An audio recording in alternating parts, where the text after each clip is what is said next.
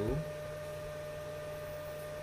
Alhamdulillah, alhamdulillahilladzi an'ama alaina bi anwa'il ni'ami wa ta'ifal ihsana wa faddalna ala sa'iril khalqihi bi ta'alimil ilmi wal bayan wassalatu ala sayyidina Muhammadin al-mab'uthi bi khairil malali wal adyan wa ala alihi wa ashabihi biduri ma'alimil iman wa syumusi awalimil arfan, amma ba'du. Alhamdulillah, puji syukur kepada Allah yang telah memberikan segala nikmat-nikmatnya kepada kita selaku umat Islam dan selaku yang beriman. Salawat beriring salam mudah-mudahan terlimpah curahkan kepada baginda kita Nabi besar Muhammad sallallahu alaihi wasallam. Baik anak-anak yang saya cintai dan yang saya hormati, kepada para guru-guru yang melihat materi dari bab yang akan saya bahas ini. Baik, materi di hari ini tentang toharoh, ya. Toharoh itu artinya adalah bersuci. Akan kita bahas hari ini akan kita angkat tentang bab toharoh. Kebetulan memang pembahasan ini sangat panjang, tapi mudah-mudahan bisa dipersingkat sesingkat-singkatnya sesuai waktu yang telah ditetapkan. Oke, bersuci, ya. Di situ yang akan kita bahas adalah bersuci, lalu macam-macam air dan pembagiannya, lalu benda-benda yang termasuk najis, istinja, ada buang air kecil dan besar, wudu, mandi wajib, tayamum, lalu darah-darah yang keluar dari rahim perempuan, lalu pekerjaan yang dilarang karena hadas. Allah berfirman, yang pertama yang bersuci, ya. Allah berfirman dalam Al-Qur'an, A'udzubillahi minasyaitonirrajim, Bismillahirrahmanirrahim, Innallaha yuhibbut tawwabina wa yuhibbul mutatahhirin. Yang artinya sesungguhnya Allah menyukai orang-orang yang taubat dan menyukai orang-orang yang menyucikan. Quran surah Al-Baqarah ayat 222. Nah, perihal bersuci meliputi beberapa perkara berikut diantaranya. Yang pertama, alat bersuci, ya, seperti air, tanah dan sebagainya. Lalu yang kedua, kaifiat atau cara bersuci. Yang ketiga, macam dan jenis-jenis najis yang perlu disucikan. Yang keempat, benda yang wajib disucikan. Yang kelima, sebab-sebab atau keadaan yang menyebabkan wajib bersuci. Bersuci ada dua bagian. Yang pertama, bersuci dari hadas.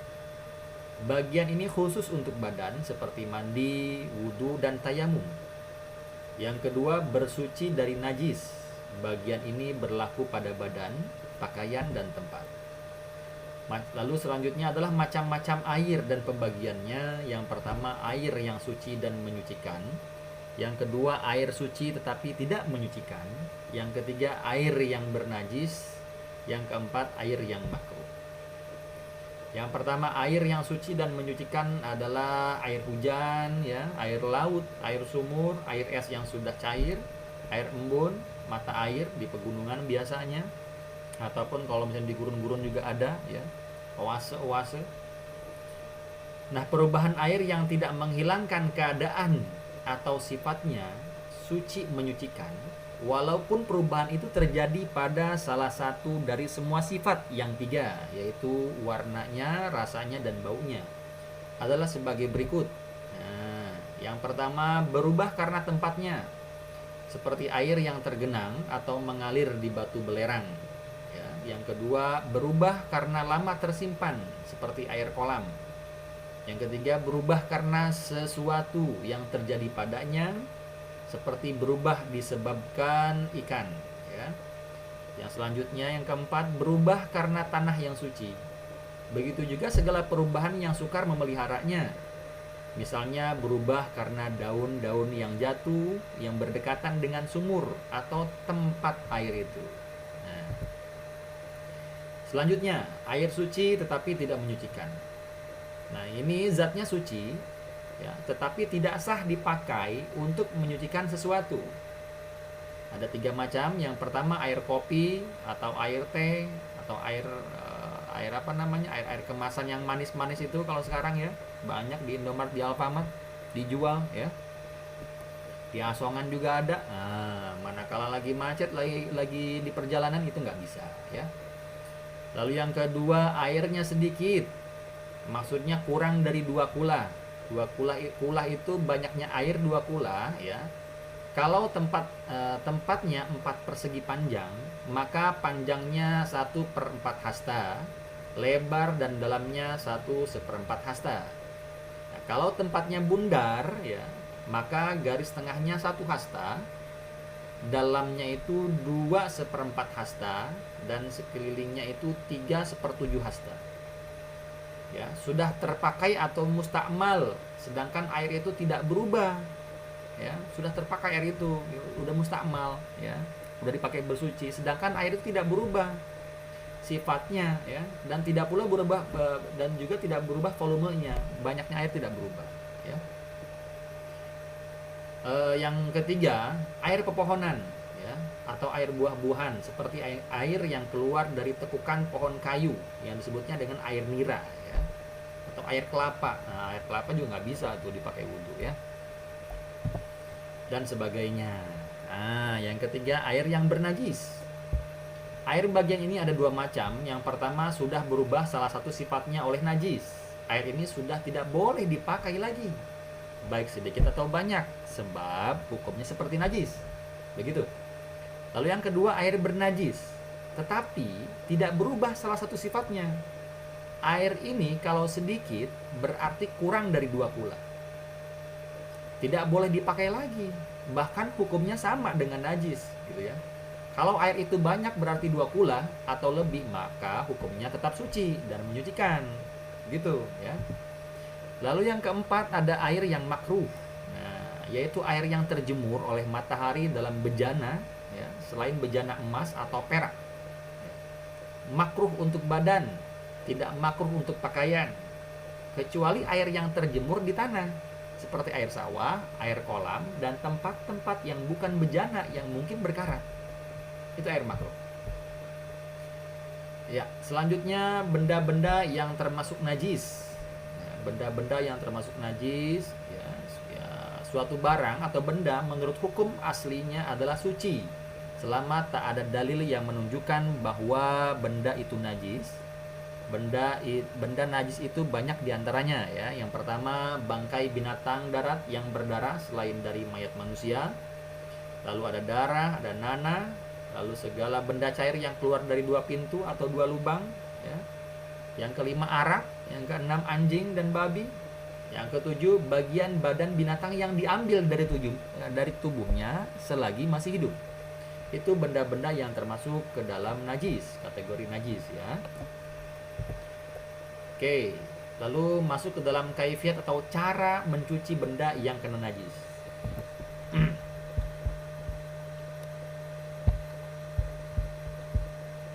Iya.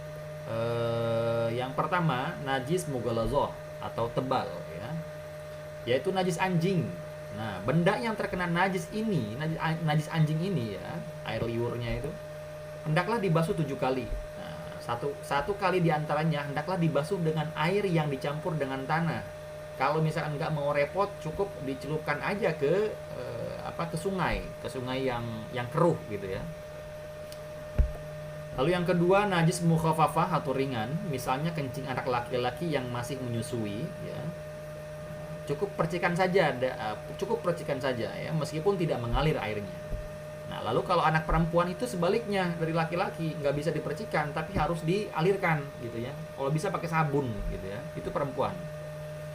Lalu yang ketiga, najis mutawassithah, pertengahan ya. Itu ada 3 ya. Ada 2. Nah, yang pertama najis hukmiyah, yaitu yang kita yakini adanya tetapi tidak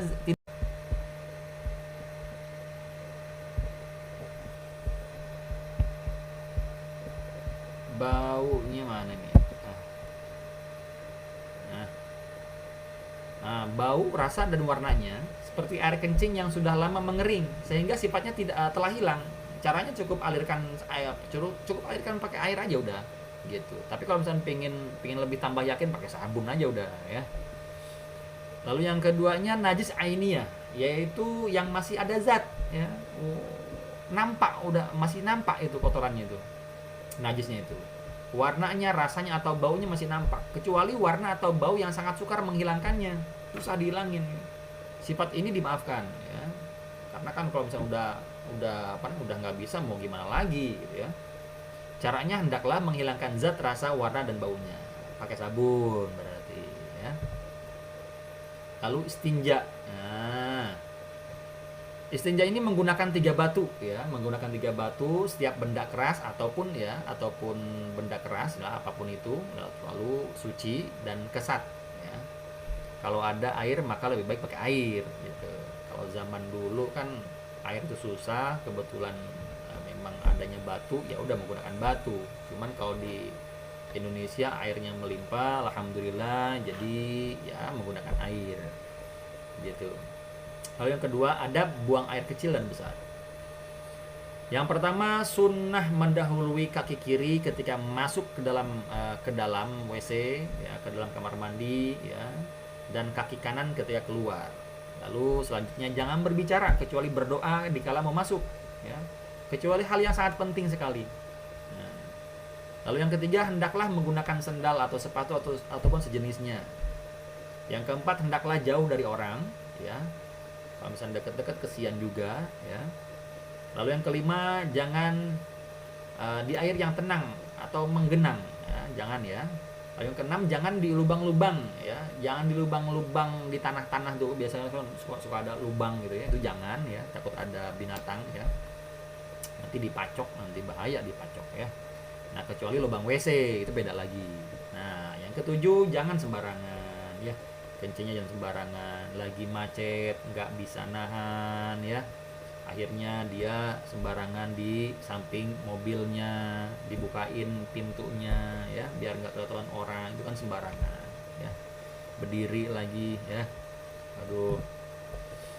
Lalu selanjutnya adalah wudhu. Syarat wudhu, yang pertama itu Islam ya, sudah barang tentu itu Islam. Yang kedua itu memayyiz atau mukallaf, karena wudhu itu merupakan ibadah yang wajib diniati, sedangkan orang yang tidak beragama Islam dan orang yang belum memayyiz tidak diberi hak untuk berniat.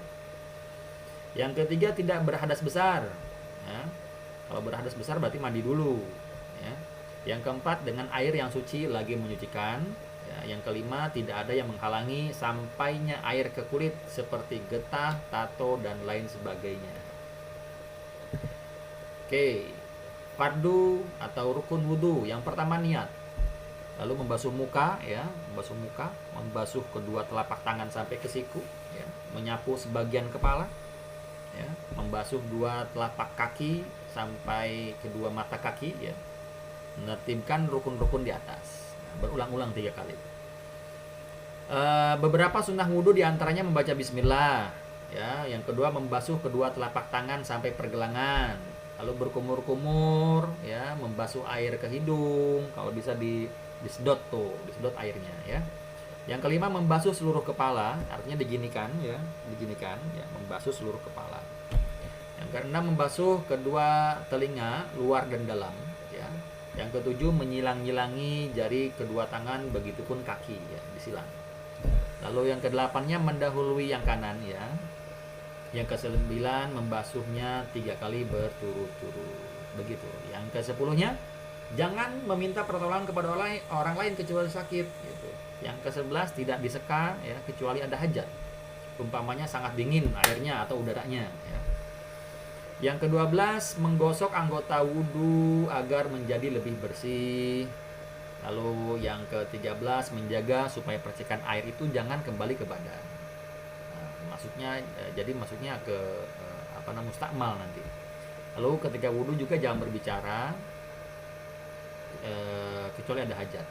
Lalu bersiwak atau gosok gigi kecuali sedang berpuasa ya. Yang ke-16, membaca 2 kalimat syahadat dan menghadap kiblat. 17, berdoa sesudah selesai wudhu. Yang ke-19, membaca 2 kalimat syahadat sesudah selesai wudhu. Lalu ia membatalkan wudhu. Yang pertama, keluar sesuatu dari lubang dari dua pintu atau salah satunya, ya. Lalu yang kedua, hilang akal. Yang ketiga, bersentuhan kulit laki-laki dengan kulit perempuan. Ini nanti ada mazhabnya. Berbeda mazhab, nanti beda pandangan juga ya. Ada yang boleh, ada yang tidak ya. Kalau Imam Syafi'i itu semua sepakat kalau dalam mazhab Imam Syafi'i, kalau bersentuhan kulit laki-laki dan perempuan, nah itu batal ya. Yang keempat, menyentuh kemaluan atau pintu dubur dengan telapak tangan, kecuali dengan telapak tangan itu ya. Lalu selanjutnya menyapu sepatu ya. Menyapu sepatu artinya membasuh sepatu kalau misalnya lagi menggunakan sepatu, cuma ada syarat-syaratnya. Yang pertama, syaratnya adalah kedua sepatu hendaklah dipakai sesudah suci secara sempurna, artinya sepatunya itu suci ya. Yang kedua ya, kedua sepatu hendaklah sepatu panjang menutupi sampai kaki yang wajib dibasuh, sampai ke atas kaki, mata kaki maksudnya gitu ya. Yang ketiga, kedua sepatu itu kuat. Waduh, bisa bias lagi ya. Bisa dipakai berjalan jauh dan terbuat dari benda yang suci. Selanjutnya, yang membatalkan menyapu sepatu. Membatalkannya, yang pertama, apabila keduanya atau salah satunya terbuka, baik disengaja pun tidak. Yang kedua, habis masa yang telah ditentukan, sehari semalam bagi orang tetap, 3 hari bagi musafir. Yang ketiga, bila berhadas besar yang mewajibkan mandi. Mandi wajib. Berapa menit ini? Takutnya kebablasan. Oke. Mandi wajib. Sebab-sebab mandi wajib. Pertama, bersetubuh, baik keluar mani ataupun tidak. Tapi kalau kalian itu kan belum bersetubuh ya, karena kan belum menikah. Kalau kalian itu yang udah nikah aja nih, berarti ibu bapak gurunya ya, dan orang tuanya itu. Yang kedua, keluar mani. Keluar mani itu baik disengaja ataupun tidak ya. Yang ketiga, meninggal ataupun wafat. Yang keempat, haid. Yang kelima, nifas. Yang keenam, melahirkan atau keguguran. Fardunya, fardu mandi itu pertama niat, lalu mengalirkan air ke seluruh tubuh ya. Lalu sunnah-sunnah mandi, membaca bismillah, berwudu, menggosok seluruh badan dengan tangan ya. Hati-hati suka pada lupa nih menggosok seluruh badan dengan tangan. Yang keempat, mendahulukan yang kanan ya. Yang kelima, berturut-turut. Lalu secara sunnah mandinya, mandi sunnahnya, mandi sebelum sholat Jumat ya, mandi hari raya, 2 hari raya. Yang ketiga, mandi orang gila apabila sembuh, udah nggak gila lagi. Mandi akan ihram ya, mau ihram mau umroh mandi dulu. Mandi sehabis memandikan mayit. Yang keenam, mandi bagi mu'alaf. Itu. Yang selanjutnya, tayamum. Tayamum itu bagi yang uzur ya, bagi yang uzur karena sakit ya, uzur dalam perjalanan, uzur karena tidak ada air ya, itu tayamum. Syaratnya, yang pertama, sudah masuk waktu sholat ya. Yang kedua, sudah berusaha mencari air namun tidak dapat, sedangkan waktu sholat sudah masuk ya. Udah mau habis misalkan, ini bingung mau gimana nih, jawabnya pada akhirnya tayamum lah. Lalu yang ketiga, dengan tanah yang suci dan berdebu ya. Yang keempat, menghilangkan najis dulu. Fardu atau rukun tayamum. Yang pertama, niat, mengusap wajah, mengusap kedua tangan sampai siku, lalu menertibkan rukun itu sebanyak 3 kali. Selanjutnya, beberapa masalah yang bersangkutan dengan tayamum. Yang pertama, orang tayamum karena tidak ada air, tidak wajib mengulangi sholatnya apabila terdapat air. Yang kedua, 1 kali tayamum boleh dipakai untuk beberapa kali sholat ya. Yang ketiga, boleh tayamum bila luka ya, atau cuaca sangat dingin. Selanjutnya, sunnah tayamum. Yang pertama, membaca bismillah. Yang kedua, menggembus tanah dari telapak tangan supaya tipis. Kalau udah ditempelin itu ditiup ya, diembuskan. Yang ketiga, membaca 2 kalimat syahadat sesudah tayamum sebagaimana selesai wudu. Doanya juga pun sama. Selanjutnya, hal-hal yang membatalkan tayamum. Hal-hal yang membatalkan tayamum.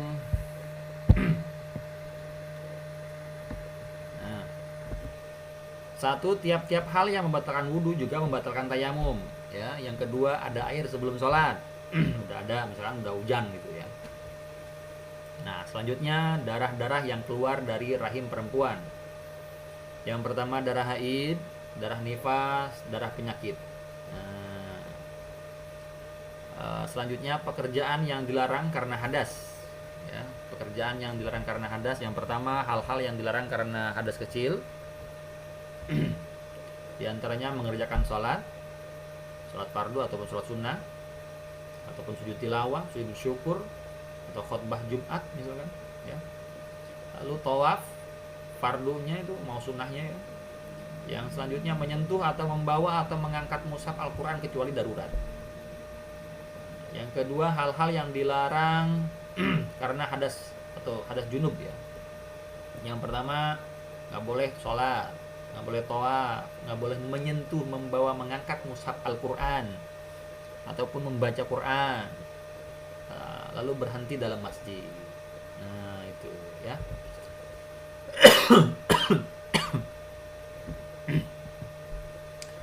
Yang ketiga hal-hal yang dilarang karena hadas ya, hadasnya haid atau nifas. Sholat, tawaf, menyentuh atau membawa Quran, diam di dalam masjid ya, lalu puasa, lalu suami haram menalak istri ketika sedang haid atau nifas, lalu suami istri haram bersetubuh ketika istri sedang haid atau nifas. Lalu apakah yang wajib dihindari oleh suami ketika istrinya sedang haid? Nah, dalam soal ini ada beberapa pendapat. Yang pertama wajib dihindari ialah semua badan istri ya. Selanjutnya yang wajib dihindari hanya tempat keluar darahnya itu saja, selainnya boleh. Yang ketiga, yang wajib dihindari adalah bagian antara pusar sampai lutut. Itu aja udah ya, dikhawatirkan itu nggak sabar nanti. Begitu. Oke, mungkin hanya sekian materinya. Terima kasih bila kalian telah menyelesaikan materi hari ini sampai akhir, menyimak dengan baik. Mudah-mudahan ilmu yang kita dapat hari ini menjadi ilmu yang bermanfaat dan berkah ke depannya. Mudah-mudahan Allah meridhoi. Baik, ila liqa ihdinas shiratal mustaqim. Assalamualaikum warahmatullahi wabarakatuh.